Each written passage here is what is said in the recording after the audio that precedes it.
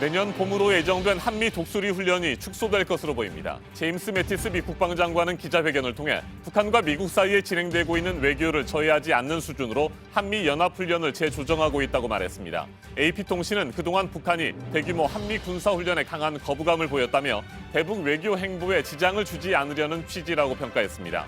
마이크 폼페이오 미 국무장관은 내년 초 2차 북미 정상회담 개최를 희망한다는 입장을 다시 밝혔습니다. 북한 비핵화에 대해서는 갈 길이 멀다며 비핵화 시간표는 없다고 말했습니다. 한일 간의 위안부 합의로 세워졌던 화해치유재단이 해산 절차에 들어간 가운데 재단의 남은 재산을 정리하는 일을 비롯해 문제들이 해결되려면 최종 해산까지 최대 1년은 걸릴 것으로 예상되고 있습니다. 이에 반발하고 있는 일본에서는 다만 비난의 수위는 조절하는 모습입니다. 해경군 김씨 트위터 등록 메일과 같은 국내 포털 사이트 아이디 마지막 접속 위치가 이재명 지사의 집이라는 새로운 정황 증거가 나온 이후 이 지사 측은 조만간 입장문을 내놓을 예정입니다. 당내에서는 이 지사가 정치적 책임을 져야 한다는 목소리도 나오고 있습니다. 첫눈이 온다는 절기 소설인 오늘 전국 곳곳의 기온이 어제보다 5도 이상 내려가면서 서울이 영하 1도 등 대부분 영하권으로 떨어졌습니다. 이번 주말까지 영하의 추위가 이어질 것으로 보입니다.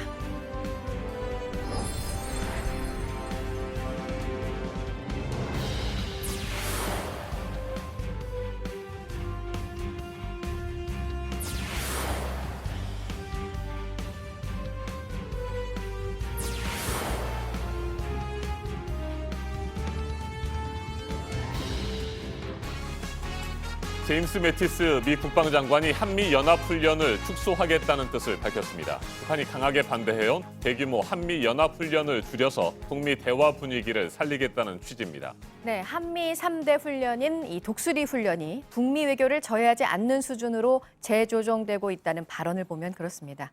한편 폼페이오 미 국무장관은 내년 초 북미 정상회담 개최 일정표에 변함이 없다는 걸 다시 한번 확인해줬습니다. 11월 22일 목요일 아침엔 이한주 기자가 초소식 전해드립니다. 매티스 장관이 축소하겠다는 한미 연합훈련은 독수리 훈련입니다. 키 리졸브와 함께 내년 상반기 예정된 대규모 실기동 훈련으로 한미 3대 군사훈련 중 하나입니다. 올해 을지 프리덤 가디언과 한미 해병대 연합훈련, 공중훈련 비질런트 에이스가 취소된 데 이어 내년도 한미 연합훈련도 축소를 공식화한 겁니다. 매티스 장관은 기자회견을 통해 북미 간 진행되고 있는 외교를 저해하지 않는 수준으로 한미 연합훈련을 재조정하고 있다고 말했습니다. AP통신은 북한이 그동안 대규모 한미 군사훈련에 강한 거부감을 보인 만큼 이번 훈련 축소 발표는 대북 외교 행보에 지장을 주지 않으려는 취지라고 분석했습니다. 폼페이오 장관은 내년 초 2차 북미 정상회담 개최를 희망한다는 입장을 내놨습니다. 북미 고위급 회담 연기와 관련한 우려에 북미 정상회담 내년 개최는 변함 없다는 점을 분명히 한 겁니다. 폼페이오 장관은 북한 비핵화가 먼 길이 될 것이라며 시간표는 없다는 말도 덧붙였습니다. 북한과 대화 의지를 분명히 하면서도 시간에 쫓겨 북한의 페이스에 끌려다니지 않겠다는 것으로 풀이됩니다. 폼페이오 장관은 다만 남북이 상의 없이 단독 행동을 하지 않게 할 것이라며 남북관계가 비핵화를 앞서갈 수 없다는 입장도 함께 내놨습니다. JTBC 이한주입니다. 정부가 공동 유해 발굴과 병해충 방제 작업 등 남북 공동 사업을 진행하기 위해서 모두 41억 원을 지원하기로 결정했습니다. 문산과 도라산을 잇는 고속도로 건설 사업도 추진하기로 했습니다. 강희연 기자가 보도합니다.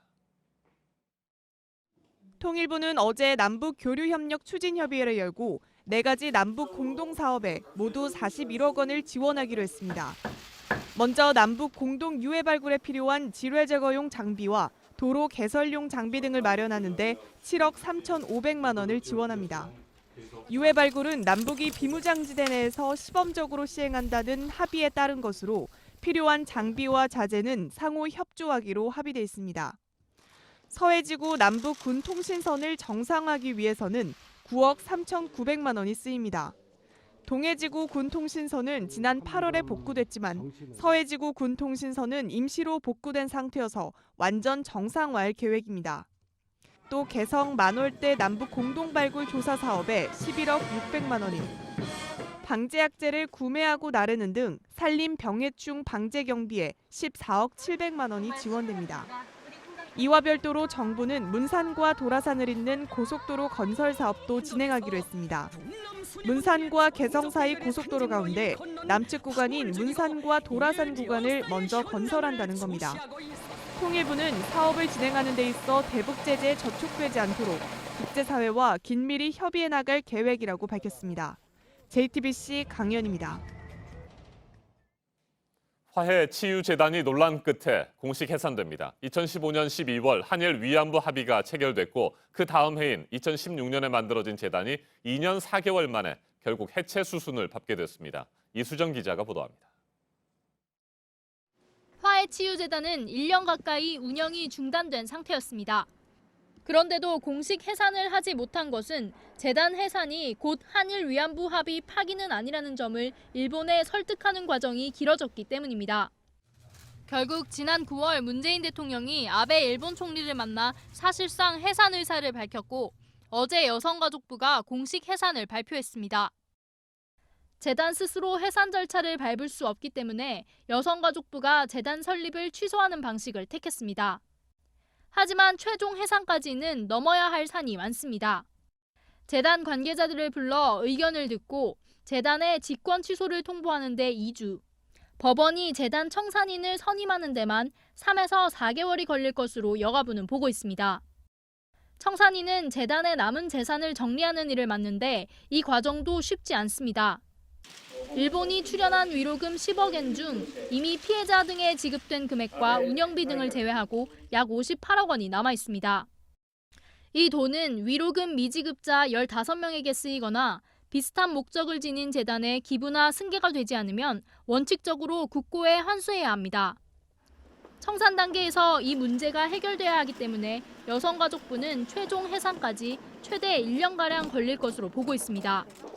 정부가 일본 출연금 10억엔을 충당하기 위해 마련한 양성평등기금 103억 원 운용 문제도 남아 있습니다. 여성가족부는 이 돈을 일본에 반환하거나 다른 위안부 기념사업에 쓰는 방안 등을 놓고 다양한 의견을 수렴할 계획입니다. 어제 열린 수요 집회에서 시민단체들은 화해치유재단 해산 소식에 환영 의사를 밝혔지만 한일 위안부 합의 원천 무효와 10억엔 반환도 함께 요구했습니다. JTBC 이수정입니다. 일본 정부는 화해치유재단 해체 방침이 전해지자 아베 총리는 물론이고 외상, 관방장관까지 일제히 나서서 반발했습니다. 다만 합의 파기라는 언급은 하지 않는 등 수위 조절을 하는 모습이었습니다. 윤서령 특파원이 보도합니다. 아베 총리는 우리 정부의 재단 해산 결정을 국제 약속을 지키지 않은 것이라고 말했습니다. 国際約束が守られないのであれば、国と国との関係が成り立たなくなってしまいます。 일본은 약속을 성실하게 이행하고 있다면서 한국도 책임 있는 대응을 해주길 바란다고도 했습니다. 하지만 합의 파기나 유감이라는 등의 강도 높은 발언은 없었습니다. 이수은 주일대사를 불러들인 건 역시 비공개로 이뤄졌고 항의보다는 의사 전달의 형태였습니다. 일본이 이처럼 수위 조절을 한 것은 먼저 합의 파기를 선언할 경우 한국 정부의 재협상 요구나 10억엔 반환 문제에 곧바로 맞닥뜨리게 되기 때문으로 보여집니다. 대신에 합의 이행과 국제 약속을 강조해 국내외 여론전에서 한국을 압박하겠다는 전략으로 풀이됩니다. 이날 국회 헌정기념관에선 일본 영토를 지키기 위해 행동하는 의원연맹의 주최로 집회가 열려 독도가 일본 땅이라는 억지 주장을 펼쳤습니다. 정부에선 내각관방 영토 담당 부대신이 참석했습니다. 도쿄에서 JTBC 윤서령입니다. 네, 오늘은 이제 정말 겨울옷을 꺼내셔야 합니다. 서울도 기온이 영하로 내려갔습니다. 오늘 아침 현재 영하 1도입니다. 오늘은 첫눈이 온다는 절기 소설이기도 한데요. 겨울 준비를 본격적으로 해야 할 시기가 왔습니다. 안태훈 기자입니다. 서울을 비롯한 수도권의 오늘 아침 기온은 어제보다 7도에서 9도가량 낮은 영하권으로 떨어졌습니다. 아침 7시 현재 서울은 영하 1도 안팎을 나타냈습니다. 중국 북부에서 확장하는 대륙 고기압의 영향으로 북서쪽에서 찬 공기가 들어왔기 때문입니다. 특히 수도권을 포함한 중부 지방에는 바람도 강하게 불어 체감 온도가 더욱 낮아 춥습니다. 경북 내륙도 아침에 영하권에 들면서 어제 내린 비가 얼어 도로 곳곳이 미끄럽습니다. 기상청은 교통안전과 보행자 안전사고에 각별한 주의를 당부했습니다. 오늘 수도권과 중부 내륙의 낮 기온은 영상 4도에서 8도, 충남 지역도 10도 이하로 머물겠습니다. 전국이 대체로 맑다가 오후에는 서쪽 지역부터 차차 구름이 많겠습니다. 서해상에서 형성되는 구름대의 영향으로 서해안은 가끔 구름 많은 가운데 오후부터 산발적으로 빗방울이 떨어지거나 눈이 날리는 곳도 있겠습니다. JTBC 안토니입니다. 네, 이번에 트럼프 미국 대통령이 또 국내외 비판을 받고 있는 건 정부의 비판적인 사우디 언론인 살해 사건과 관련해서입니다. 미국은 사우디의 변함없는 동반자로 남을 것이라고 해서 사우디 왕세자를 두둔하며 경제적인 실리만 취하려 한다는 비난이 지금 거센데요. 국제유가가 내려가고 있는 데 대해서 사우디에 감사하다고도 했습니다. 조민준 기자입니다. 트럼프 대통령이 거센 비난에 휩싸였습니다. 반체제 언론인 자말 카슈쿠즈 피살 사건과 관련해 사우디아라비아를 두둔하고 나섰기 때문입니다. They didn't make a determination. And it's just like I said, I think it was very, maybe he did, maybe he didn't. 이를 두고 미국 언론과 정치권 안팎에서 비난이 일고 있습니다. 트럼프 대통령이 무기 판매 등 경제적 이익을 위해 인권 등 그동안 미국이 지켜온 가치를 버렸다는 겁니다. CNN은 미국 우선주의 독트린의 야만성을 부각시키는 것이라고 직격탄을 날렸고 마크 루비오 상원 의원도 인권을 보호하는 것이 우리 국익에 부응하는 것이라고 비난했습니다. 이 같은 논란 속에서도 트럼프 대통령은 사우디아라비아를 지켜세웠습니다. The other thing, Saudi Arabia is probably the second biggest oil producer. They've worked with us very well. We've kept oil prices down. 하지만 의회 차원에서 대사우디 제재 필요성이 제기되고 있는 가운데 이와 관련된 입법화가 현실화될지 주목됩니다. JTBC 조민중입니다. 이틀 동안 그야말로 급락을 했던 뉴욕 증시인데요. 오늘은 조금 진정이 되는 모습이었습니다. 이 급락장을 이끌었던 기술주들이 진정이 되면서인데요. 소폭 반등해서 마감됐습니다. 뉴욕에서 심재우 특파원이 전해드립니다. 출발은 상쾌했습니다. 조금 전 끝난 뉴욕 증시에서 다우존스 30 산업평균지수는 오전 내내 상승하며 반등에 성공하는 것으로 보였습니다. 그러나 장마감 1시간여를 남기고 100포인트 이상 급격하게 빠졌습니다. 결국 전장과 거의 같은 24,464.69에 거래를 마쳤습니다. 대신 주요 지수 가운데 S&P 500 지수는 0.3% 상승했습니다. 기술주 중심의 나스닥 지수 또한 아마존과 구글, 페이스북 등 대표 IT주가 다시 기지개를 켜면서 1% 가까이 올랐습니다. You know, I think the points Mike makes are solid, and even though I expect a bounce, we're going to find out in the next couple of weeks. If we don't get a Santa Claus rally, then it's going to say to me that investors are more concerned, and we might see a further leg down. 한편 오일가 전문가들은 2020년 미국의 경기 침체가 찾아올 가능성이 있다고 분석했습니다. 경제 전문 채널 CNBC가 전문가들을 대상으로 조사한 결과 내년 하반기 미국의 경제 성장률이 2% 아래로 내려가고 그 다음해 상반기부터 경기 침체 가능성을 내다봤습니다. 또 현재 시장의 경기 침체 공포가 퍼지고 있다고 진단했습니다. 증시가 신저가를 다시 경신할 경우 그 두려움이 더욱 증폭될 것으로 예상했습니다. 일부 전문가들은 트럼프 행정부의 세제 개편에 따른 긍정적인 효과가 줄었다고 우려했습니다. 미국과 중국 간 관세가 소비자들에게 새로운 세금처럼 느껴지기 때문이라고 설명했습니다. 뉴욕에서 JTBC 심재호입니다. 이번에는 오늘 아침 체크해봐야 할 뉴스들을 분야별로 살펴보겠습니다. 먼저 정치 분야입니다. 남과 북이 내일 개성 남북 공동연락사무소에서 통신실무회담을 열고 당국 간 통신망을 광케이블로 개선하는 방안을 협의합니다. 정부는 지난 7월 남북 간 군 통신선을 복원하는 과정에서 광케이블 등의 물자를 북한에 지원한 것과 관련해 유엔 제재위원회로부터 대북 제재 예외를 인정받은 바 있습니다. 대법원이 양심적 병역 거부를 합헌으로 판결한 이후 처음으로 하급심에서 무죄 판결이 나왔습니다. 전주지방법원은 여호와의 증인 신도로서 종교적 신념을 이유로 병역 거부 의사를 밝혀온 21살 A씨에게 무죄를 선고했습니다. 국방부가 어제 민군 토론회를 열고 현재 36개 부대에서 시범 시행 중인 일과 후 병사들의 휴대전화 사용에 대한 중간 점검을 했습니다.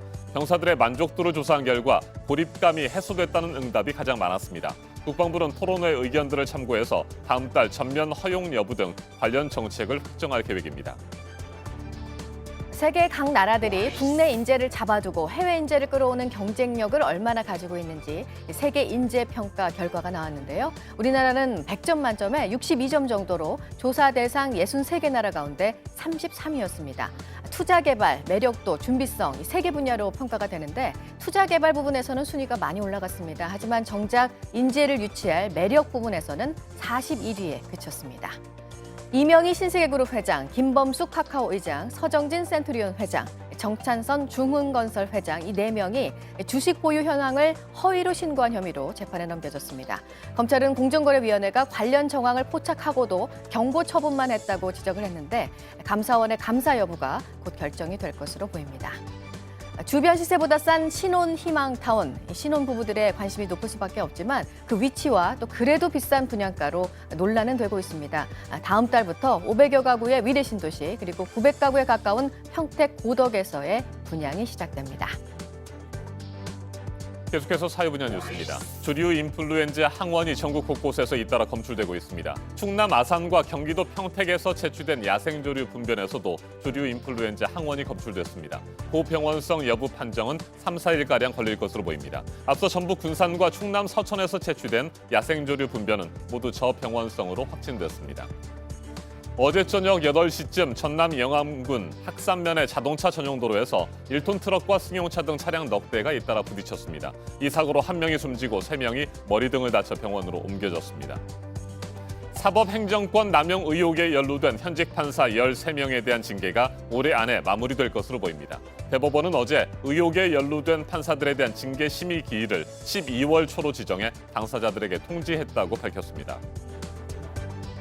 문화예술계 블랙리스트와 관련해 진상조사위원회에서 징계를 권고한 23명 가운데 16명에 대해서 징계를 마쳤다고 한국문화예술위원회가 밝혔습니다.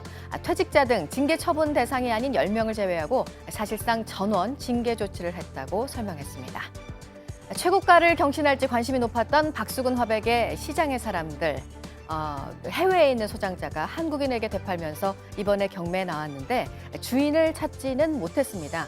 지금까지 박수근 화백 경매 최고가는 빨래터 45억 2천만 원입니다. 병역 기피 혐의로 입국이 금지돼 있는 가수 유승준 씨. 오늘 11년 만에 국내에서 새 앨범을 발표는 하는데요. 비난의 목소리가 커지면서 앨범 유통은 줄줄이 취소가 됐습니다. 네, 오늘 주목할 일정, 내년도 정부 예산안을 처리해야 할 법정 시한까지 오늘로 딱 열흘이 남았습니다. 국회가 정상화된 직후 이를 담당한 예산 소위 구성은 마쳤고 오늘부터 본격적으로 이제 심사에 들어가는데요. 속도를 낼 것으로 보이지만 여야가 맞서고 있는 이른바 쟁점 예산들이 있습니다. 올해도 시한을 넘길 것이라는 관측이 나옵니다. 새로운 사회적 대화기구 경제사회노동위원회가 오늘 공식 출범을 하는데 첫 회의를 문재인 대통령이 참석한 가운데 청와대에서 엽니다. 위원은 모두 18명이지만 민주노총에서 불참을 하면서 17명 체제로 일단 시작을 하게 됐습니다. 여성 신도를 상습적으로 성폭행한 혐의를 받고 있는 만민중앙교회 지도자 이재록 씨. 당초 정해졌던 1심 선고 일정이 미뤄졌었습니다. 오늘 열립니다. 검찰은 징역 20년을 구형했고 이 씨는 계속해서 혐의를 부인하고 있습니다. 지금까지 분야별로 오늘 눈여겨봐야 할 뉴스들 체크해드렸습니다. 이어서 날씨 정보입니다. 첫눈이 내린다는 절기 소설입니다. 오늘 눈 소식은 없지만 본격 추위가 시작되는 절기답게 기온이 큰 폭으로 떨어졌습니다. 밤사이 북서쪽에서 찬 공기가 유입되면서 현재 아침 출근길 중부 대부분 지역 영하권에 들어있는데요. 서울이 영하 1.1도, 파주와 철원이 영하 6.1도까지 떨어지는 등 곳곳 올가을 최저기온도 경신했습니다. 두꺼운 겨울 외투 챙겨 입으셔야겠습니다. 내일 중부지방의 추위는 더욱 강해지겠고 남부 내륙에서도 영하권으로 떨어지는 곳이 있겠습니다. 평년 기온을 밑도는 때이른 추위가 이어지다가 일요일부터 차츰 누그러들겠습니다. 오늘 하늘은 대부분 맑지만 충남 서해안과 호남 지방에 오후부터 빗방울이 떨어지고요.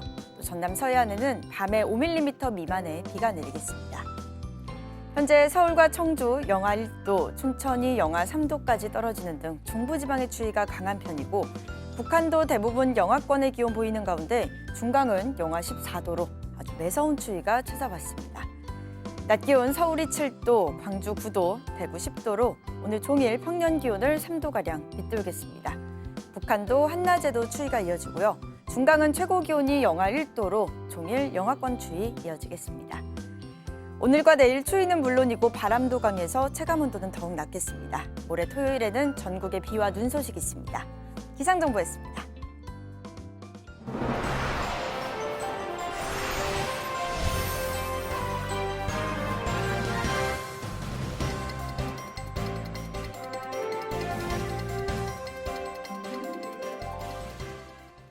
나는 아무리 술을 많이 마셔도 괜찮을 거다. 음주운전 사고는 남의 일이다. 이 같은 잘못된 생각을 하는 사람이 여전히 많습니다. 음주 단속을 교묘하게 피하려다 많은 운전자들이 또 단속에 적발되었습니다. 고속도로 음주 단속 현장을 구석찬 기자가 취재했습니다.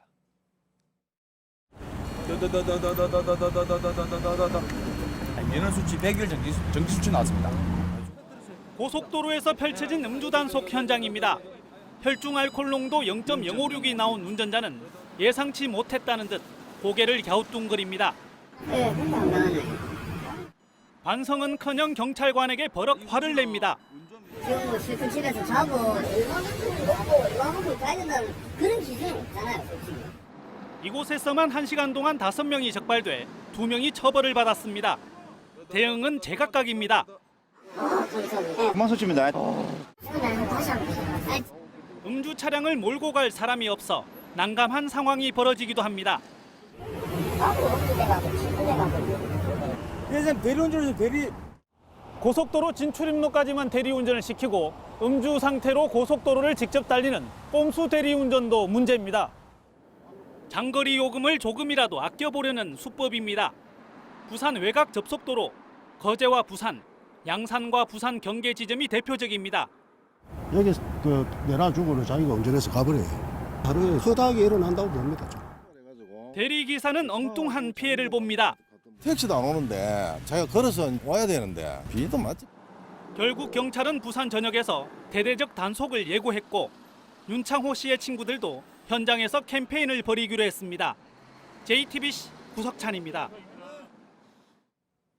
교통사고로 불이 난 차량에서 운전자를 구한 택배기사의 사연이 뒤늦게 알려졌습니다. 당장이라도 승용차가 폭발할 것 같은 상황이었는데 택배기사는 망설이지 않고 뛰어들어서 운전자의 목숨을 구했습니다. 정진명 기자가 보도합니다. 논바닥에 떨어진 승용차에서 불길이 치솟습니다. 금방이라도 폭발할 것 같은 순간이지만 한 남성이 차량에 다가갑니다. 이 남성은 운전자 36살 김모 씨를 끌어내고 안전한 곳까지 대피시킵니다. 비가 내리는 날씨에 자신의 근무복을 덮어주며 다친 곳이 있는지도 살펴봅니다. 운전자를 구한 남성은 택배기사로 일하는 36살 유동훈 씨입니다. 이날도 배송을 마치고 돌아가는 길이었습니다. 불났어 차이. 유 씨는 119에 신고하는 것도 잊지 않았습니다. 4차선 도로 큰 도로 쭉 따라오시다 보면 운전자 한 명이요.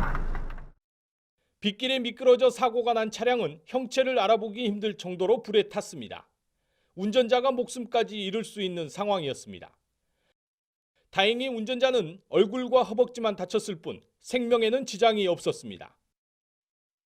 소방당국은 세 자녀를 둔 평범한 가장에게 표창장을 수여했고 운전자 가족들도 감사의 인사를 전했습니다. JTBC 정진명입니다.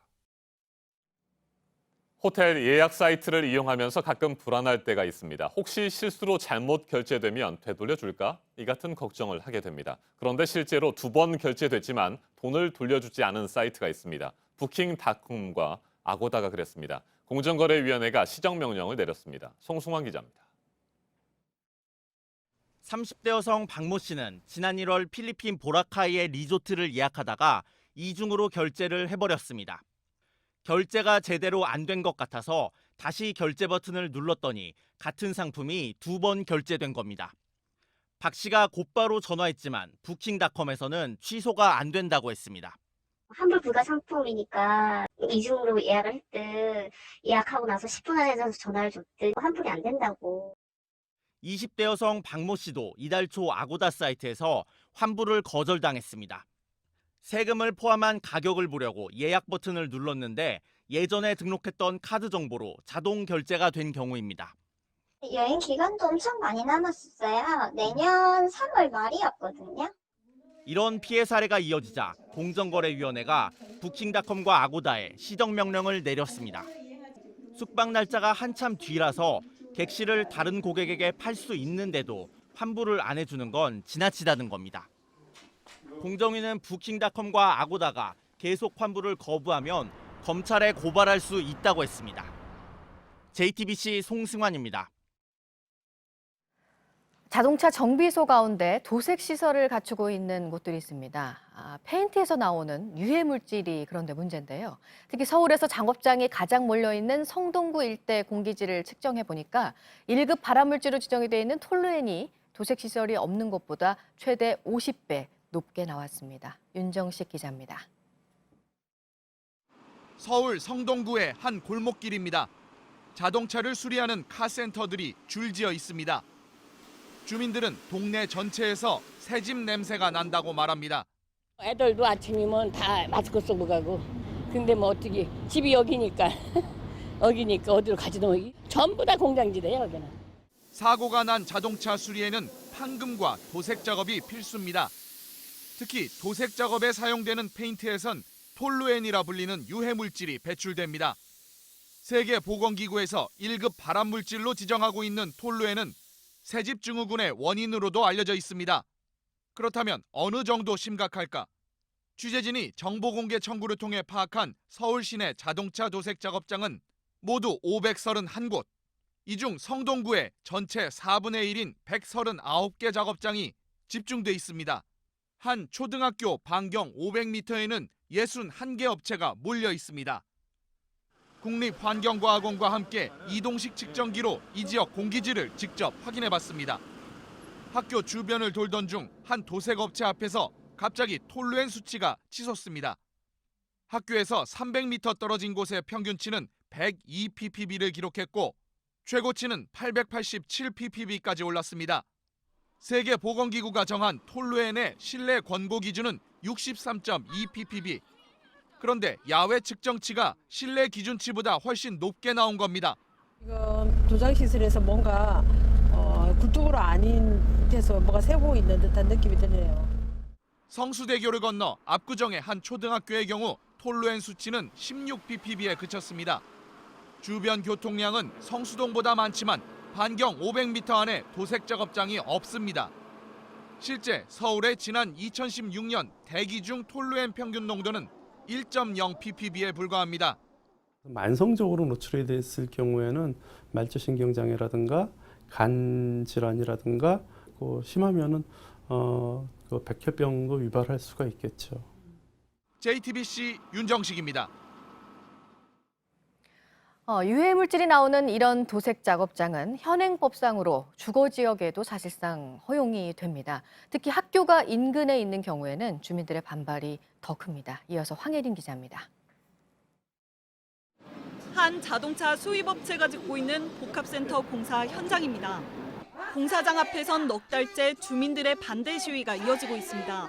투정 공정 박살내자! 투정 공정 박살내자! 건물 안에 들어설 자동차 도색 작업장 입점을 반대하고 있는 겁니다. 여기서 학교도 다니고 놀이터에서 아이들하고 놀기도 하고 그럼 여기서 지금 내뿜는 나쁜 공기를 이 아이들한테 다 마시라는 거잖아요. 공사 중인 건물과 50여 미터 거리에 1000세대 넘는 아파트 단지가 있고 인근 초중고학교도 8곳에 달합니다. 하지만 건물이 지어진 곳은 준공업 지역으로 법적으로 도색업이 가능합니다. 구청 측은 허가 과정에 문제가 없다면서도 주민 반발에 난감하다는 입장입니다. 저희 구 입장은 이제 법적으로 처리를 해야 되잖아요. 주민들이 워낙 반대를 하시니까 처리를 할 수도 없고 안 할 수도 없고 그럽니다. 업체 측은 주민의 반발을 알고 있다며 대응책을 마련하고 있다고 전했습니다. 현재로서는 지금 협상이 진행 중이라고 저희는 판단을 하고 있고요. 절충안으로서의 도장을 없애는 부분은 지금 아직까지 고려는 안 하고 있고. 올 초엔 경기도 동탄에서 한 수입차 도색 작업장이 들어서려다 주민 반발로 무산된 바 있습니다. 유해물질 배출 시설에 대한 단속 권한을 가진 해당 지자체들이 허가부터 관리까지 감독을 강화해야 한다는 목소리가 커지고 있습니다. JTBC 황예린입니다. 갑자기 사람이 쓰러졌는데 누군가가 심폐소생술을 해서 목숨을 살렸다는 소식 여러 번 전해드렸었습니다. 나도 심폐소생술 미리 좀 배워놔야겠다 하시지만 실천하셨는지는 모르겠습니다. 얼마나 가치가 있는 일인지 조사 결과가 하나 있습니다. 배양진 기자입니다. 지난해 급성 심정지로 쓰러진 사람 중에선 10명 중 1명도 채 살아남지 못했습니다. 그러나 곁에 있는 사람에게 심폐소생술을 받으면 16.5%가 살아남았습니다. 곁에 있는 사람을 살릴 준비가 돼 있는지 시민들에게 물었습니다. 갈고 닦은 실력을 선보이기도 하지만 저거 안 계신 분은 119에 신고해 주시고 배운 지 오래돼 기억이 흐릿하기도 합니다. 혹시 119에 신고하실 수 있으신가요? 그래도 한번 연습을 해보면 자신감이 생깁니다. 네, 한번 해봤기 때문에 좀 자신 있게 할 수 있을 것 같아요. 이렇게 심폐소생술을 할 수 있다고 답한 시민이 조금 더 많았는데요. 하지만 실제로 행인에게 심폐소생술을 받은 사람은 10명 중 2명이었습니다. 특히 전남, 경북 등 고령 인구가 많은 지역의 시행률이 특히 낮습니다. 심정지로 쓰러지는 모습이 목격되는 비율은 약 50%. 이중 심폐소생술로 이어지는 경우와 괴리가 큰 만큼 당장 실행에 옮길 수 있는 심폐소생술 교육이 필요합니다. JTBC 배양진입니다.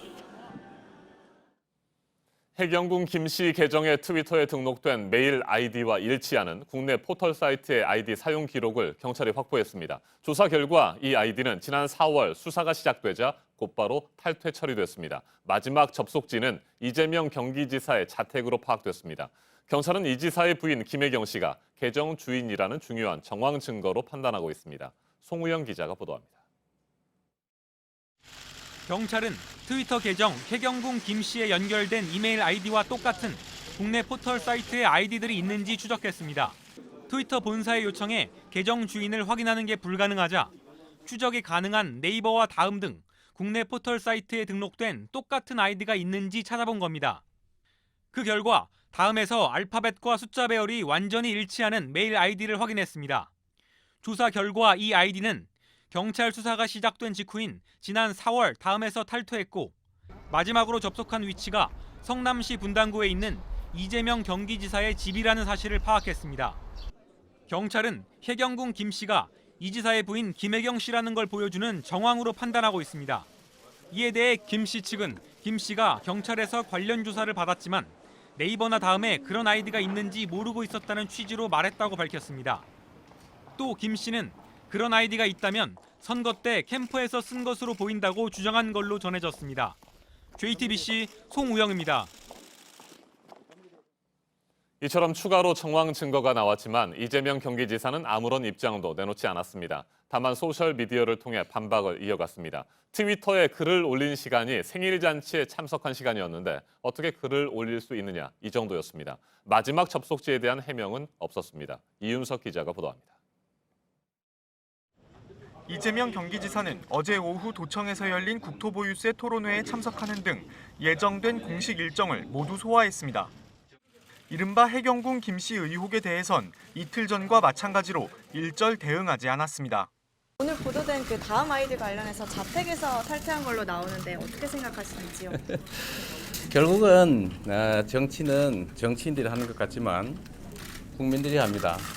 국민들의 삶이 어려울 때는 국민들의 삶을 어떻게 개선할지에 좀 더 많은 관심을 가져주시면 좋겠고 경찰 수사 내용을 놓고 공개적으로 부딪히지 않겠다는 기조를 이어간 겁니다. 대신 소셜미디어를 통해 이른바 해경군 김 씨 트위터 계정이 부인 김혜경 씨의 것이 아니라고 다시 한번 주장했습니다. 이 지사는 2016년 12월 18일 저녁 장모님의 생일 잔치가 있었다며 당시 촬영한 사진을 공개했습니다. 같은 시간대 해경군 김 씨 트위터 계정에 글이 올라왔는데 김 씨가 생일 잔치 도중 글을 올리는 건 불가능하다는 주장입니다. 이 지사 측 핵심 관계자는 다음 아이디는 대다수 국민이 갖고 있고 지사의 자택에서 관련 기록이 나왔어도 이번 수사와는 상관이 없다며 만약 사건의 본질과 연관이 있다면 검찰 조사나 법원에서 상세하게 밝히겠다고 했습니다. 이 지사 측은 조만간 김혜경 씨 변호인단의 명의로 사실관계 등을 정리한 입장문을 내놓을 예정입니다. JTBC 이윤석입니다. 해경군 김씨 계정의 트위터 주인이 이재명 경기지사의 부인 김혜경 씨일 것이라는 중요한 정황 증거가 또 나왔습니다. 트위터 계정의 이메일 아이디와 똑같은 아이디가 포털 사이트 다음에서 사용된 것으로 확인됐습니다. 경찰 수사가 시작된 직후 다음의 아이디는 탈퇴 처리되는데 마지막 접속한 곳이 이 지사의 자택으로 드러났습니다. 백성문 변호사와 쟁점들을 자세하게 짚어보겠습니다. 안녕하십니까? 네, 안녕하세요. 네, 해경군 김씨 계정의 트위터에 등록된 이메일과 똑같은 아이디가 포털 사이트 다음에서도 발견이 됐습니다. 이 아이디에 알파벳과 숫자까지 모두 일치하는 거 상당히 드문 사례라고 볼 수 있지 않습니까? 그러니까 경찰이 왜 이걸 확인하기 시작을 한 거냐면요.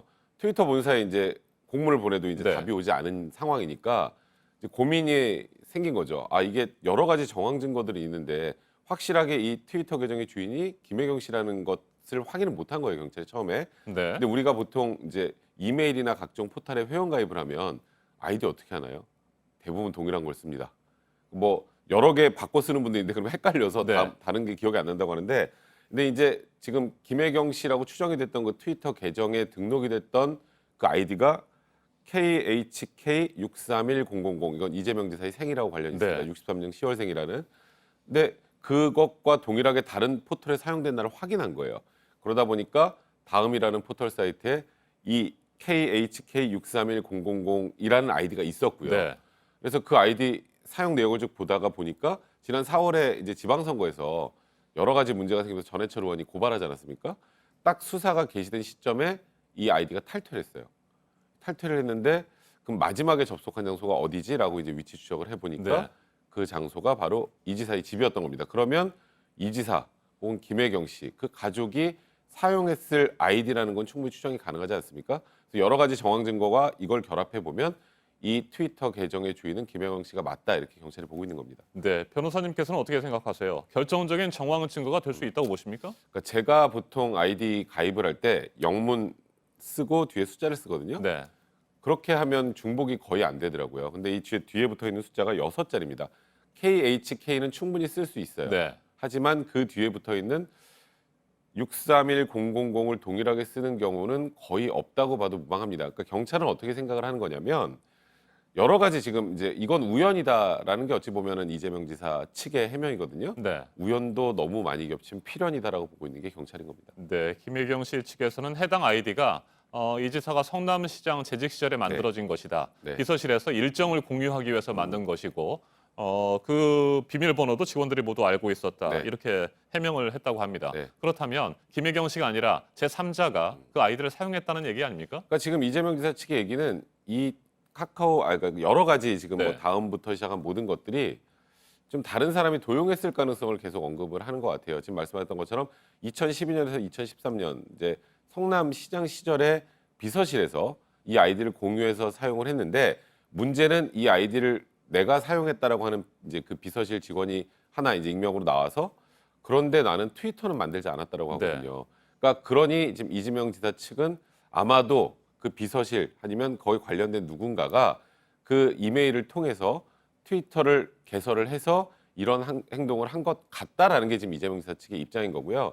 근데 경찰 입장에서는 그럼 그 사람이 나와야 되잖아요. 근데 그 사람이 지금 전혀 나오지 않고, 그러니까 예를 들어서 이재명 지사 측에서 이 정도가 되면 누군지 어느 정도 알 텐데 나오지 않는다는 건 결국 김혜경 씨 아니겠느냐, 이게 이제 또 수사기관의 입장인 겁니다. 네, 어제 경찰의 그 조사 결과가 발표된 직후에 많은 사람들이 아마 이런 생각들을 했을 거예요. 그 마지막 접속지가 이재명 지사의 집인데 그렇다면 그 집안에서 이재명 지사 아니면 김혜경 씨 아니면 다른 가족이 마지막으로 접속했을 가능성이 높은 것 아니냐. 그런데도 아니라고 얘기를 하는데 이해할 수 없다, 뭐 이런 반응들이 있었을 것 같습니다. 이재명 지사 측에서 또 어제도 해명을 여러 개 내놨는데 이 부분에 대한 해명은 없어요. 그러니까 참 이해가 안 되더라고요. 저는 어찌 보면 이게 지금 대중들이 바라볼 때는 이 정도면 이거는 해경웅 씨가 김혜경 씨 혹은 뭐 이재명 지사일 수도 있고 그렇게 생각을 하는데 이 부분에 대한 해명 없이 다른 해명만 내놓지 않았습니까? 지금 말씀하셨던 것처럼 어쨌건 이 아이디로 최종적으로 접속했던 장소가 이재명 지사의 집이라면 말씀하셨던 것처럼 그 집에 거주하는 사람이 이 계정의 주인일 가능성이 네. 많겠죠, 당연히. 네. 그런데 이 부분에 대한 해명이 없다 보니 지금 일단은 뭐 이정열 변호사가 지금 이 관련해서 지금 이재명 지사의 반대 측에서 지금 이제 이 뭐 어찌 보면 이 수사에 관련해서 자료들을 진두지휘하면서 내놓는 편인데 그래서 지금 여러 가지 설을 내놨는데요. 네. 이 트위터 계정은 김혜경 씨 것이다. 또 혹은 이재명 지사가 본인이 가명으로 사용한 것이다. 아니면 둘이 같이 사용한 것이다. 이렇게 얘기들이 나오고 있는 상황이에요. 그러니까 사실 이 부분에 대해서 명확하게 해명이 나오지 않으면 대중들의 그 생각은 이재명 지사 측에서 최소한 이 트위터 계정을 사용했다 쪽으로 자꾸 흘러가는 것 같다는 생각이 듭니다. 네. 어제 그 접속지가 자택이라고 하는 얘기에 대해서 질문을 하고 뭐 많은 질문들을 쏟아냈습니다만 이재명 지사 답변을 하지 않고 정치는 국민이 하는 것이다. 뭐 이런 다소 엉뚱한 대답을 내놓기도 했습니다. 자, 지난 19일에 말이죠. 출근길 회견에서는 경찰을 강하게 비난하지 않았습니까? 그렇죠. 경찰이 진실이 아닌 권력을 선택했다고 그렇게 비난을 했었는데 어제는 다른 모습을 보였어요. 왜 그랬을까요? 사실 이제는 사실상 경찰서를 떠났죠. 네. 이제 검찰로 이 사건이 기소 의견으로 송치가 됐습니다. 앞으로의 수사 주체는 사실상 검찰이 되는 상황에서 지금 여기서 계속 경찰에 대해서 지금 말씀하셨던 것처럼 비난을 계속 하게 되면 대중적 여론이 좀 싸늘할 수밖에 없어요. 그러니까 지금 나와 있는 여러 가지 정황 증거들을 완벽하게 이재명 지사 측에서 해명을 하면서 공격을 한다면 모르겠지만 지금 일단은 그 다음 아이디 마지막 주소지가 이재명 지사 집이라는 부분도 해명이 없는 상황이고요. 그리고 여러 가지 정황 증거들이 있지 않았습니까? 사실 이 정도면은 동일인이겠는데라고 사람들이 생각할 만한 것들을 이제 경찰이 조금은 내놓은 상황이잖아요. 근데 그에 대해서 사실 해명이 명쾌하지 않은 상황에서 경찰을 계속 비난을 하는 건 이건 어쨌건 지금 말씀하셨던 것처럼 정치인의 생명은 법도 법이지만 대중의 여론입니다. 대중의 여론이 더 안 좋아질 가능성이 있다고 생각하신 것 같고요. 그리고 이재명 지사가 본인이 스스로 SNS에 올리지 않았습니까? 이재명 지사가 맞느냐 아니면 경찰이 맞느냐 해서 거기에도 참 아이러니한 건 이재명 지사가 올린 글에 80% 이상이 경찰의 의견이 맞는 것 같다는 얘기를 내놨단 말이에요. 네. 그런 과정에서 계속 경찰을 비난하는 건 득이 되는 것보다는 실이 될 가능성이 더 많다라고 판단한 것 같고요. 그래서 경찰에 대한 얘기보다는 이제 검찰 수사 과정 그리고 향후 예상이 되는 재판 과정에 집중을 하려는 게 아닌가라는 생각이 좀 듭니다. 네, 경찰의 수사가 시작된 직후에 김혜경 씨의 휴대전화가 바뀌지 않았습니까? 뭐 지금 가지고 있지 않다 이렇게 해명을 했습니다만 이 휴대전화를 찾기 위해서 검찰이 노력을 할까요? 사실 그 부분이 이재명 지사 측의 가장 아픈 부분이에요. 네. 왜냐하면 이게 지금 뭐 트위터 본사에 확인하고 자시고 할 거 없이 김혜경 씨가 그 휴대폰만 딱 내면 끝입니다. 저 이거 사용 안 했어요. 그럼 그런 역으로 생각하면 지난 지방선거 과정에 진짜 시끄러웠잖아요. 그죠? 그렇다면 해경궁 김 씨가 본인이 아니면 이 휴대폰을 경찰에서 이 부분 확인해 보세요라고 하면 끝이에요. 그게 말 그대로 무죄의 스모킹건이 될 수 있습니다. 그런데 지금 저 선거가 지나고 나서 이 휴대폰이 없어졌다 혹은 폐기했다라고 하는 건 이제 경찰 입장에서 보면 이건 증거인멸이라고 보는 거고요. 대부분의 대중들도 아니 무죄를 입증할 거를 없어졌다고 하고 지금 그거 내지 않는다는 게 상식적으로 말이 되느냐라고 하는 입장이란 말이에요. 검찰은 이걸 뭐 찾을 방법 없습니다. 뭐 김혜경 씨가 없다고 하고 이재명 지사가 없다고 하면. 근데 이 휴대폰이 없어졌다는 게 물론 이게 결정적인 증거까지는 아니더라도 김혜경 씨가 그 트위터 계정의 주인이라는 것을 입증해 줄 수 있는 어느 정도의 정황 증거는 충분히 될 수 있다는 게 지금 수사기관의 입장입니다. 네. 이재명 지사 측에서 그렇게 뭐 여러 가지 경찰 수사 결과가 억울하다면 적극적으로 자신의 부인 계정을 도용한 사람을 찾아내달라고 고소 고발을 하면 더 명확하게 신속하게 처리될 수 있지 않을까요? 어떻게 보십니까? 맞습니다. 사실 지금 이재명 지사 측에서는 짐작되는 사람들은 있다라는 표현까지 나왔는데 그럼 짐작되는 사람들에 관련해서 정확하게 체크를 해서 도용한 사람을 찾으면 됩니다. 이게 그 트위터의 내용을 쭉 보다 보면 이재명 지사와도 트위터상으로 대화를 합니다. 이 댓글에서. 그 정도라면 굉장히 친밀도가 높은 사람이라는 걸로 추정이 되는데 물론 이재명 지사 측이야 뭐 여러 팬 중에 한 명이라고 생각했다라고 하지만 거기에 보면 이재명 지사의 가족이 아니면 알 수 없는 내용들도 굉장히 많단 말이에요. 그러면 해경궁 김 씨가 김혜경 씨라고 의심을 받기 시작한 순간부터라도 이거 지금 우리 부인이 큰일 나겠는 거? 이거는 진짜 누군지 빨리 찾아야겠어라고 해서 오히려 먼저 선제적으로 대응을 했어야 되는데 그런 노력이 없었죠. 이제 그런 것들이 지금 조금 전에 말씀하셨던 것처럼 대중들의 의구심을 자꾸 증폭만 시켰던 것 같습니다. 그리고 사실 이 부분은 이재명 지사 측에서 먼저 더 적극적으로 나서야 되는 게 맞는 상황이 아니었나 이런 생각 개인적으로 좀 듭니다. 일반인들이라면 뭐 통상 그렇게 생각을 할 텐데 정치인이어서 그럴까요? 뭐 또 다른 생각을 하고 있는 것 같기도 하고요. 알겠습니다. 백성문 변호사님 말씀 잘 들었습니다. 해경궁 김씨 계정의 트위터 주인이 이재명 지사의 부인 김혜경 씨일 것이라는 여러 가지 정황 증거가 속속 나오고 있지만 이 지사뿐만 아니라 더불어민주당 지도부도 침묵하고 있습니다. 이런 가운데 당내에서는 이 지사가 정치적 책임을 져야 한다는 목소리가 나오기 시작했습니다. 박유미 기자가 보도합니다. 이재명 지사 부인의 트위터 의심 계정을 둘러싸고 연일 여론이 뜨거워지고 있지만 민주당 지도부는 검찰 기소까지 기다리겠다는 입장을 고수하고 있습니다. 그러나 당내에선 정치적 책임 문제가 거론되기 시작했습니다. 이게 사실이라고 그러면은 정치적인 책임지고 내가 모든 것을 내려놓을 용의가 있다. 이것이 어떤 국민에 대한 좀 예의인 것 같아요. 국민들은 이재명 지사의 이야기보다는 경찰 쪽의 이야기를 더 많이 지금 귀담아 듣고 있지 않습니까? 경찰 수사 결과를 믿지 못하겠다는 이 지사의 대응이 국민적 상식에 맞느냐는 겁니다. 친형 강제 입원 등의 혐의로 이 지사 본인 사건이 진행 중인 점도 부담입니다. 이 지사는 24일 검찰의 피의자 신분으로 출석합니다. 앞서 이종걸 의원은 당내에서 해결되지 않으면 우리 당이 모두 책임을 져야 한다며 당 차원의 조사를 촉구한 바 있습니다. 김진표 의원은 탈당 문제를 놓고 이재명 지사가 판단할 문제라며 이 문제가 결코 당의 분열을 일으켜선 안 된다고 강조했습니다. JTBC 박유미입니다. 네, PC방 살인 사건 피의자 김성수는 심신미약이 아니라는 정신감정 결론이 나왔기 때문에 중형이 예상되고 있는 상황이고 이 수사 결과와 관련해서 더 관심은 동생의 범행 가담 여부였습니다. 공동 폭행을 한 것으로 인정이 된다는 게 경찰 판단입니다. 처음에는 동생을 공범으로 볼 수 없다고 했었는데 입장이 바뀌었습니다. 먼저 이혜원 기자입니다. 김성수가 검찰에 넘겨지기에 앞서 취재진 앞에 섰습니다. 자신도 CCTV 영상을 봤다며 동생도 벌을 받아야 한다고 말했습니다. 동생은 여전히 아무 잘못이 없다고 생각을 하고 있나요? 저는 동생이 무죄라고 확신을 했었는데 이제 그 동생 그 CCTV를 보고 잘못한 부분에 대해서는 동생도 벌을 받아야 된다고. 앞서 2번에 걸쳐 동생은 공범이 아니라고 주장했지만 입장을 바꾼 겁니다. 동생이 공범이라는 의혹이 있는데 한 말씀 해주시죠. 공범 아니에요. 경찰은 여러 전문기관이 CCTV를 정밀 분석한 결과와 법률 전문가들의 검토 결과 등을 종합해 동생이 김성수의 범행에 도움을 준 것으로 판단했습니다. 동생이 피해자의 허리를 붙잡은 건 싸움을 말리려는 의도가 아니라 이른바 유형력을 행사해 피해자를 폭행한 것으로 봤습니다. 다만 경찰은 동생에게 살인이나 폭행 치사 혐의를 적용하긴 어렵다고 봤습니다. 김성수가 피해자에게 흉기를 휘두를 때, 즉 살해 의도가 드러난 때부턴 동생이 형을 말렸다는 겁니다. 경찰은 동생을 공동폭행 혐의로 불구속 입건하고 김성수 형제 사건을 검찰에 넘겼습니다. JTBC 이혜원입니다. 네, 경찰 판단이 이렇게 달라진 이유, CCTV 영상을 1초당 6개로 나눠서 정밀 분석을 한 결과입니다. 동생에 대해서 거짓말 탐지기 조사를 한 것도 컸습니다. 이어서 박준우 기자입니다. 지난달 14일 경찰은 김성수를 체포하고 몇 시간이 지나 동생 김 씨를 참고인으로 조사한 뒤 풀어줬습니다. 형을 말리려 했다는 진술 등을 받아들여 김성수의 단독 범행으로 판단했습니다.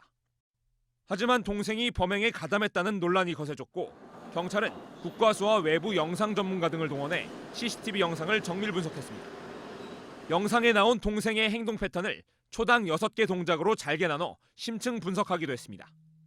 여기에 내부와 외부 법률 전문가로 팀을 구성해 동생의 범행 가담 여부와 관련한 법리도 살폈습니다. 그 결과 경찰은 동생이 피해자를 잡고 있던 행위가 공동폭행으로 인정된다고 봤습니다. 지난 8일 동생 김 씨에 대한 거짓말 탐지기 조사도 이런 판단을 내리는 데 영향을 미쳤습니다.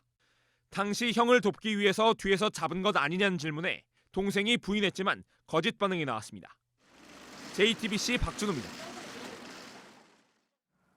네, 초미세먼지 수치가 역대 가장 높았다는 올해 11월을 보내고 계십니다. 한국의 미세먼지가 세계보건기구가 권고하고 있는 기준치 밑으로 내려가면 한국인들이 1년은 더 살 수 있다는 결과가 나왔는데요. 이건 그러니까 미세먼지 때문에 기대 수명이 계속 줄고 있다는 뜻이기도 합니다. 이지은 기자입니다. 건물 형태를 알아보기 힘듭니다. 지난 6일 서울 도심의 모습입니다. 이날 하루 평균 초미세먼지는 세제곱미터당 102 마이크로그램을 기록했습니다. 이달 들어 가장 높았습니다. 다음 날도 상황은 나아지지 않았습니다. 특히 올해 11월은 2015년부터 초미세먼지를 관측한 이래 그 수치가 가장 높았습니다. 지난 3년간 연평균 초미세먼지 수치는 세제곱미터당 30 마이크로그램 안팎을 기록하고 있습니다. 세계보건기구 WHO 권고 기준인 세제곱미터당 10 마이크로그램의 3배 수준입니다. 우리나라도 올해 초 연평균 초미세먼지 기준을 세제곱미터당 25 마이크로그램에서 15 마이크로그램으로 강화했지만 여전히 WHO 기준보다 느슨합니다. 미국 시카고대 에너지정책연구소는 WHO 기준으로 초미세먼지를 줄이면 한국인의 기대 수명은 1.4년, 미국인은 0.8년, 일본인은 0.2년 증가할 것으로 분석했습니다. 대기오염이 심각한 인도와 중국은 증가폭이 훨씬 컸습니다.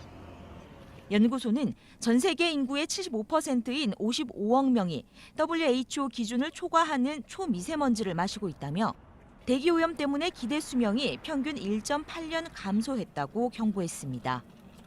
JTBC 이지은입니다. 초고층 건물을 놓고 갈등을 빚고 있는 곳들이 있습니다. 전주에서는 한 건설사가 143층의 초고층 건물을 세우겠다고 해서 지금 주민들의 의견이 엇갈리고 있는데요. 전주는 인구가 60만 명입니다. 멸차 카메라로 구혜진 기자가 취재했습니다. 부산 북한과 영도대교가 한눈에 보이는 요지에 공사장이 있습니다. 이곳 공사 현장이 107층 건물이 들어설 것으로 예정된 부지입니다. 2008년 공사가 시작됐지만 다른 건물이 다 지어지도록 현재 이 공사 현장은 10년 넘게 진 적이 없습니다. 애초 롯데 측이 짓기로 한 건 초고층 타워를 포함한 4개 동입니다. 초고층 건물의 경우 전망대와 호텔 등 관광시설을 입점시키겠다는 계획입니다. 나머지 3개 동엔 이미 쇼핑몰 등 수익시설을 완공한 상황. 롯데는 초고층 건물을 완공하는 조건으로 수익시설에 대한 영업도 임시로 허가를 받았습니다. 하지만 10년이 지난 올해 용도 변경을 신청할 수 있게 되자 롯데는 초고층 건물에 아파트도 넣겠다고 나섰습니다. 지상 올릴 거는 시장만 하면 되는데 이제 그렇게 했다는 결국은 지더라고, 시에서. 지난 10년 동안 공사를 하지 않으면서 인근 상인들의 불만도 커진 상황. 처음에는 기대를 했다가 이제 기대 반, 오히려 나는 보면 옛날 시청이 있을 때 나왔지. 관광시설 대신 아파트를 짓겠다고 나서자 시민단체들도 반발하고 있습니다. 초고층 건물 계획으로 갈등이 생긴 곳은 부산만이 아닙니다. 대한방직 전주공장 부지입니다. 노른자 땅이라고 불리는 이곳은 위에서 보면 전북도청과 상업지, 주거지로 둘러싸여 있는데요. 최근 이 땅을 산 건설사가 이곳에 143층 높이의 타워를 짓겠다고 하면서 논란이 되고 있습니다. 건설사에서 만든 계획엔 꼭대기에 수직낙하 놀이기구가 있는 143층 타워를 만들고 나머지 부지에는 복합 쇼핑몰과 호텔 등을 조성하겠다는 겁니다. 해당 건설사가 지난달 말 1,980억 원에 달하는 토지 대금까지 납부하자 시민들 반응은 엇갈립니다. 세계에서 7번째로 높은 타워라고 들어서 좋을 것 같아요. 전주의 랜드마크도 될 수도 있고 놀 것도 많이 있어서 긍정적으로 생각합니다. 가장 좋지는 않죠. 인구 60만 도시에 143층 빌딩 들어선다. 세계적으로 봐도 그것은 코웃음 치는. 전주의 인구는 65만여 명, 서울 강서구와 비슷한 수준입니다. 인근 아파트와 상가에 미분양과 공실도 많은 상황입니다.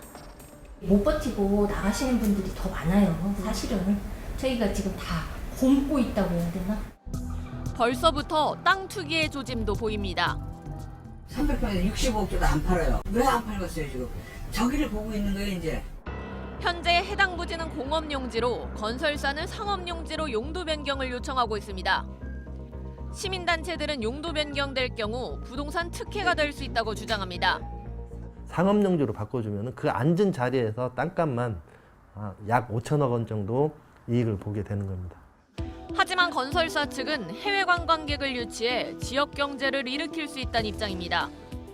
전주를 보면 중국하고 접해 있습니다. 새만금이 개발되면 거기에 크루즈가 한 25대가 동시에 접안할 수 있는 그런. 전주시는 공론화를 통해 개발 허가 여부를 결정할 계획입니다. 하늘을 찌를 듯한 초고층 빌딩은 도시에 미치는 영향이 큽니다. 경관과 지역 경제에 주는 영향이 큰 만큼 면밀한 검증, 투명한 검토가 필요해 보입니다. 밀사 카메라 구혜진입니다.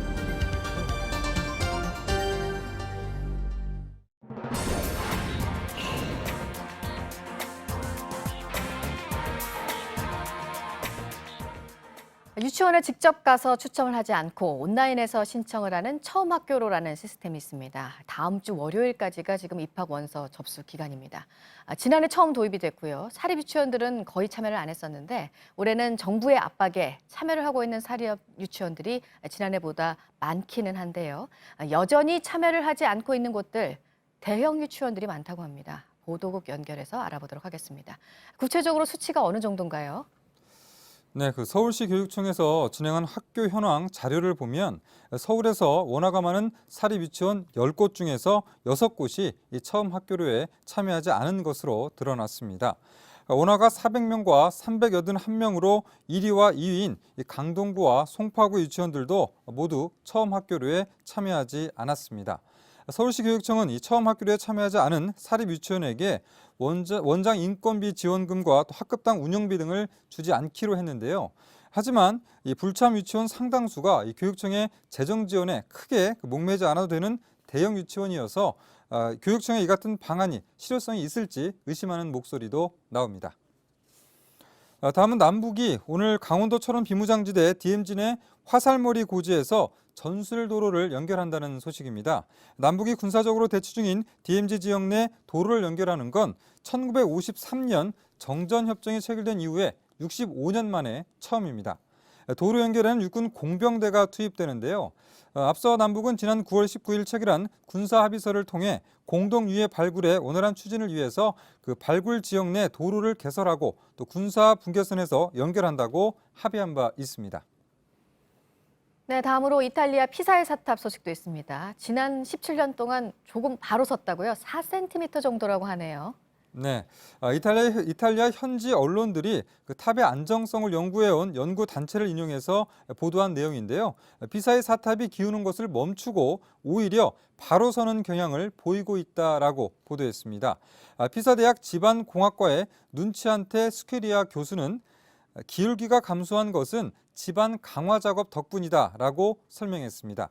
피사의 사탑은 1173년 착공 직후부터 기울기 시작해 지난 1990년에는 기울기가 약 4.5cm 정도로 4.5m로 최대치에 이르는 그런 상황이었는데요. 붕괴 우려가 커지면서 11년에 걸친 보수 작업을 진행했습니다. 끝으로 한 미국인이 수만 년간 고립 생활을 하던 인도 부족민과 접촉하려다 그들이 쏜 화살에 맞아서 숨졌다는 소식입니다. 그 현지 언론과 BBC 방송 등이 보도한 내용인데요. 존 앨런 차우라는 27세 그 미국 남성은 지난 16일 인도양에 있던 북 센티넬 섬에 상륙했다가 변을 당했다고 그와 동행한 낚시꾼과 또 인도 경찰 등이 전했습니다. 이 섬에는 현대 문명과 접촉을 끊고 사냥과 채집 등으로만 사는 부족이 살고 있고 총 인원은 150명가량으로 추정됩니다. 이들은 외부 세계와 교류하면 전염병에 걸려 쉽게 죽을 수 있다는 믿음 때문에 거의 6만 년 가까이 외부 세계와 접촉을 거부하고 있습니다. 지금까지 아침엔 지금 JTBC 이재승입니다. 목요일 날씨 키워드 알려드립니다. 오늘은 절기 소설 찬바람 쌩쌩 그리고 내일 더 추워인데요. 오늘은 본격 추위가 시작된다는 절기 소설입니다. 첫눈이 내리는 시기이기도 하죠. 오늘 대부분 맑지만 충남 서해안과 호남 지방에 오후부터 빗방울이 떨어지면서 기온이 낮은 곳은 약하게 눈이 날리기도 하겠습니다. 찬바람이 쌩쌩 불어오면서 곳곳 올가을 최저기온을 경신했습니다.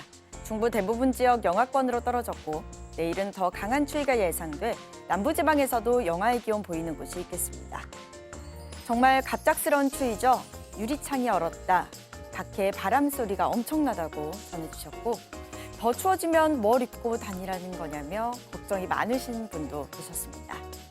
껴입고 또 껴입어도 추위가 몸속으로 파고드는 것 같습니다. 지금까지 키워드와 SNS로 만나본 날씨였습니다.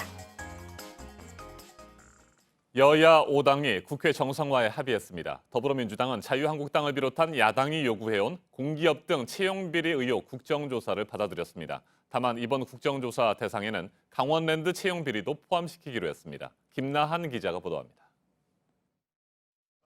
여야 5당의 원내대표는 문희상 국회의장의 중재로 어제 오전부터 만나 국회 정상화 조건을 논의했습니다. 합의는 쉽지 않았습니다. 아직 좀 많이 힘든 사안입니다. 거기까지만 이야기했습니다. 좀 의견 조율이 완전히 끝나지 않아서 저희가 3시에 다시 모이기로 했습니다. 오후에 다시 모인 5당 원내대표는 각자 서명한 국회 정상화 합의문을 공개했습니다. 여야가 국회 정상화를 위해 합의한 조건은 모두 6개입니다. 여야는 서울시 교통공사와 강원랜드 등 공공부문 채용비리 의혹에 대한 국정조사를 정기국회가 끝난 후 실시하기로 했습니다. 다만 어느 시기에 벌어진 강원랜드 채용비리를 대상으로 삼을지는 확실하게 언급하지 않아 향후 진통도 예상됩니다. 야당의 반대로 미뤄져 온 김상환 대법관 후보자의 인사청문회도 정기국회 내에 열기로 합의했습니다. 또 음주운전에 대한 처벌을 강화하는 윤창호법과 사립유치원 비리 근절을 위한 이른바 유치원 3법도 정기국회에서 처리키로 했습니다. 정부가 보내온 내년도 예산안을 심사하는 국회 예결특위의 소위 구성 인원도 16명으로 정리되며 국회는 곧바로 정부 예산안 심사에 들어갑니다. JTBC 김나한입니다.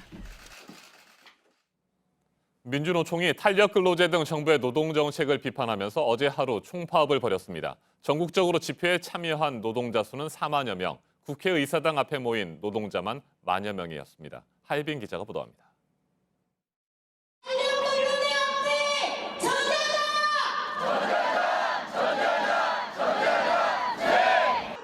만여 명의 노동자들이 국회의사당 앞에 모였습니다. 어제 하루 총파업에 참여한 민주노총 조합원들입니다. 집회는 서울과 부산, 울산 등 전국 14개 지역에서 동시에 열렸습니다. 민주노총은 조합원 4만여 명이 하루 동안 일손을 놓고 집회에 참여했다고 밝혔습니다. 또 일정 시간 업무를 중단하는 등의 방식으로 전국에서 16만 명이 파업에 동참했다고 설명했습니다. 민주노총은 탄력근로제 적용 기간을 현행 3개월에서 6개월 또는 1년까지 늘리기로 한 정부의 노동정책을 비판했습니다. 또 비정규직을 정규직으로 전환하고 택배기사와 같은 특수고용 노동자들이 노조를 만들 권리를 보장하라고 요구했습니다. 민주노총은 요구가 관철되지 않으면 이달 말까지 투쟁을 이어가겠다고 밝혔습니다. JTBC 하혜빈입니다. 민주노총이 어제 총파업에 나섰습니다. 정부와 여당이 강하게 밀어붙이고 있는 탄력근로제 기간 확대 방침 등에 반발하고 있습니다. 문재인 정부와 노동계의 갈등이 커지고 있습니다. 정철진 경제평론가와 한 걸음 더 들어가겠습니다. 안녕하십니까? 네, 안녕하십니까? 네, 어제 민주노총이 총파업을 벌였는데 2년 만이죠? 그렇습니다. 지난 2016년 11월 당시 최순실 국정농단 사태가 있을 때 약 한 7만 명 정도가 총파업을 했었고요. 그 후에 이제 2년 만에 펼치게 된 건데 지금 민노총 주장에 따르면 한 9만 명 정도가 이번 총파업에 전국적으로 합류를 했다라는 것이고요.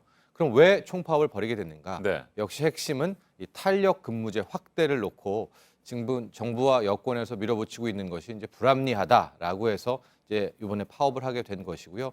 이 밖에 법의 노조 인정이라든가 이 ILO 규정 관련한 뭐 이런 것들이 이번 총파업의 이슈가 됐습니다. 네, 탄력근로제 기간 확대에 대해서 반대를 하고 있는데 노동계에서는 근무 시간은 늘어나는데 임금은 오히려 줄어들게 된다. 이런 이유를 들어서 반대를 하고 있는 겁니까? 그렇습니다. 탄력 근로제라는 게 지금 현재로는 이제 주당 40시간에 12시간 연장 근로. 아무리 일을 해도 한 주에 52시간을 못 넘게 일을 하는 거거든요. 근데 탄력 근무제는 일단 기간을 정해 놓고 3개월이면 3개월. 어떤 주는 최대 64시간까지 일하고 쉬는 주는 40시간을 일하면서 좀 일할 때 집중도를 높이자라는 건데 지금 정부와 여권에서는 이 3개월이라는 기간을 6개월로 좀 연장을 해서 6개월 내에서는 좀 융통성을 두자라는 건데요. 이렇게 되니까 민노총 이제 노동계 주장은 그럼 당초에 저녁이 있는 삶, 뭐 과로 이런 것들에 대한 뭐 노동자의 인권 보장이라는 취지는 다 어디로 갔느냐라는 주장과 또 하나가 바로 임금 삭감 부분인데요. 현재는 이제 40시간 추가하는 12시간에 대해서는 150% 초과 근로수당을 줘야 되거든요. 근데 이제 이 소위 말하는 탄력 근무제를 하게 되면 주당 52시간까지는 안 줘도 됩니다. 그러니까 나머지 12시간만 주게 되니까 근로자 입장에서는 가령 40시간 개념을 보면 24시간을 초과 근로를 하게 되는데 실질적으로는 주당 12시간 부분만 이 초과 근로수당을 받게 되니까 임금 삭감에 있다라는 것들도 함께 이번에 도마 위에 올랐습니다. 네, 정부 여당에서는 그러니까 뭐 3개월인 현재 기간을 6개월이나 1년으로 늘려서 그 네. 기간 안에 뭐 바쁠 때는 많이 일하고 네. 한가할 때는 휴가를 가서 소진하면 된다. 네. 그렇게 하고 뭐 추가 수당 같은 건 주지 않아도 된다. 이런 논리인데 네, 그렇죠. 휴가도 못 가고 네. 수당도 받지 못할 거다. 이걸 우려하고 있는 거죠. 네, 그렇습니다. 그럼에도 불구하고 이제 정부와 여권이 이렇게 네. 이제 돌아선 것은 실질적으로 올 7월에 이제 정부와 여권에서 이 주 52시간을 할 때도 당시에 재계 비판이 있었거든요. 아직 우리는 뭐 좀 할 때가 아니다. 근데 그때는 정부와 여권이 했다가 네. 지금 불과 몇 개월 만에 스스로가 이제 물러선 거 아닙니까?